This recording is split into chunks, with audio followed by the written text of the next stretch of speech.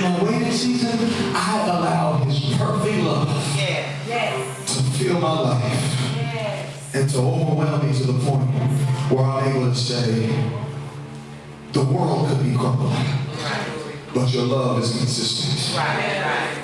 The world might be in flux, but your love remains. David recalls God's unfailing love. And God's unfailing love causes David to then think about something else. He says in verse 13, my heart rejoices in your salvation. So while I'm in my waiting season, I don't just remember His love, but I also rejoice in my salvation. You know what? When you get a chance to read Luke chapter 10. Luke chapter 10 is an amazing chapter because in Luke chapter 10, Jesus sends out 70 disciples, tells them to go to ministry and report back. They report back to Jesus in Luke chapter 10, and they're all excited because they were able to cast out devils, and they were all excited about the devils being subject to them. And Jesus says, hold up, in verse 20, He says, hold up. Don't rejoice that the devils are subject to you. Right. He says, you know what you need to rejoice over? That your name is written in heaven. Sometimes I think we lose the gratitude just for salvation.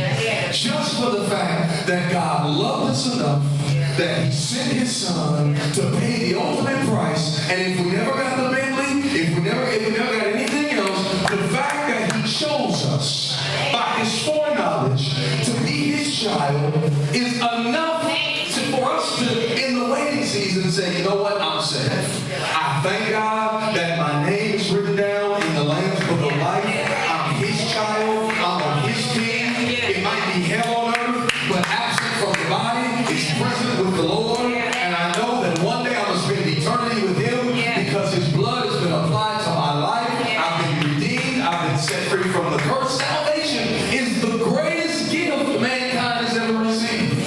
And I think sometimes we take it for granted. I think sometimes we lose just the awe of the work of salvation itself. We forget what it took to purchase such an amazing gift. And I think sometimes while we're waiting, we expect God to do this, do that, and do this. And honestly, God can reply, I've already done enough. What do you mean I sent my Son? When they didn't listen to Moses, when they didn't listen to Jeremiah, I didn't give up. And I sent my Son Jesus Christ to shed His blood. I sent my Son Jesus Christ to pay the ultimate price. If I don't bring you out, will you still praise me? If I leave you in this season until you die, will you still thank me that your name is written down in heaven and that you're able to call me daddy? Will you just praise me for the fact that you're saved? And sometimes in the waiting season, you need to be able to lift your hands and say, God, I thank you that I'm yours. I thank you that I'm your adopted son, adopted daughter. I thank you that I'm a part of your family. I thank you that I can be called a child of God. I thank you for salvation, even if nothing else happens. And it's difficult. But sometimes, you know what? I might do a series called Back to Basics. Because sometimes I think we get so caught up in this new theology. We forget what our ancestors used to rejoice over. When they were in the field picking cotton, they didn't have the opportunity to have a 6-figure job. They didn't have the opportunity to drive a car. Any of that. They were in the field praising and singing and picking cotton because they were saved. Not because they were rich, not because they were well, but because they were saved. And sometimes I think in the waiting season we need to remind ourselves. Salvation. Finally, David closes chapter 13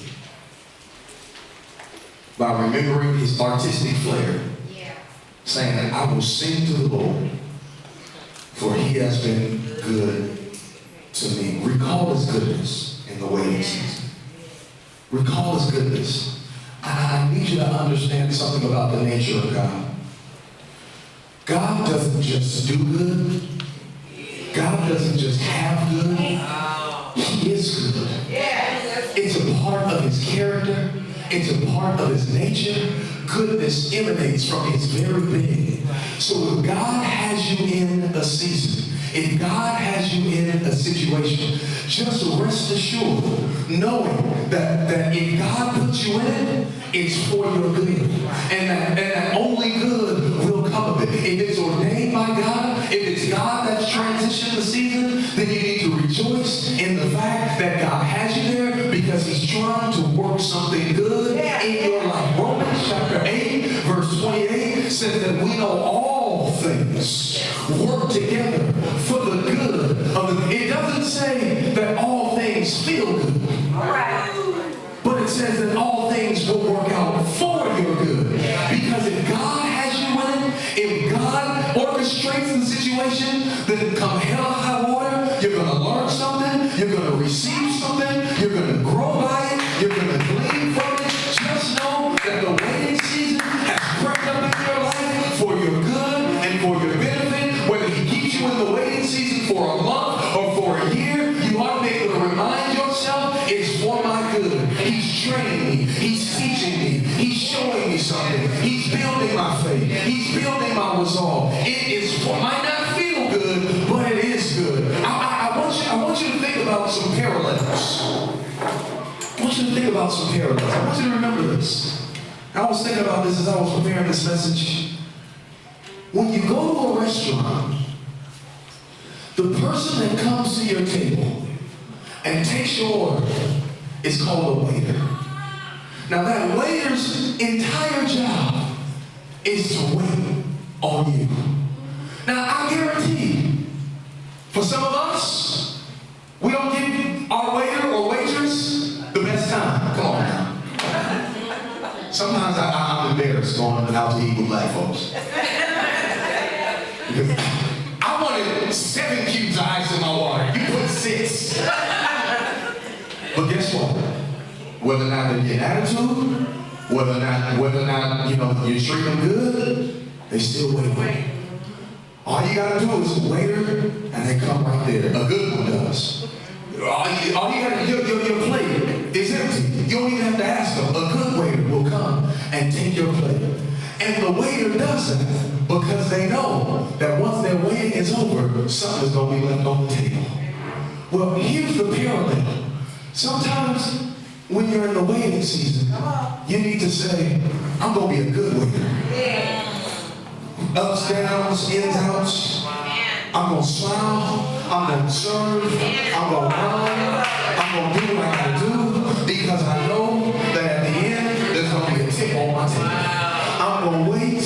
I'm going to bear down. I'm going to grit my teeth, even though I might want to cuss, because I guarantee some of your waiters and waitresses, they want to cuss, they want to spit your food, they want to do all that. But they bear down and they smile, yes ma'am, yes sir, and they wait on you because they know that at the end, there will be a reward for their waiting. Well, can I tell somebody in here prophetically? Somebody's at the end